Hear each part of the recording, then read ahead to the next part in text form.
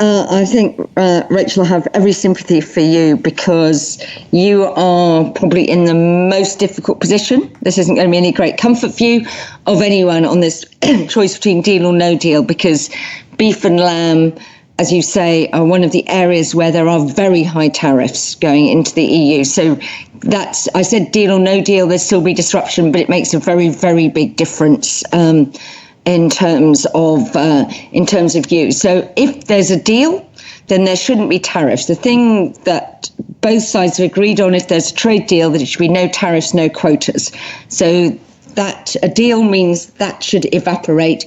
You'll still, of course, have to comply, but it sounds like you feed this you're at the start of a supply chain, so it would probably be down the line. People would have to comply with export health certificates and things like that for exporting. There's been a bit of a derogation on Northern Ireland that won't kick in straight away. But to continental Europe, you'll have to do that. But that probably isn't your responsibility. Nope.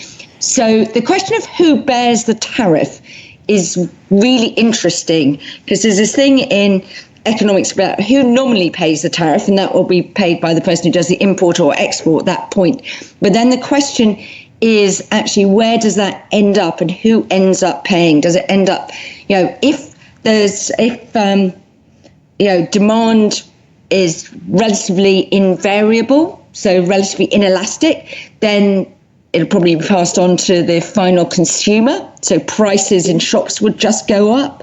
If you can't do that, then basically it'll have to be absorbed sort of further up the chain, and could come back and just mean if they can't put up prices in shops, then they'll actually be able to pay you less for the goods. So you'll bear the tariff, and it will probably be divided out a bit in between, depending on all those relationships and how long the supply chain is. So that's quite difficult.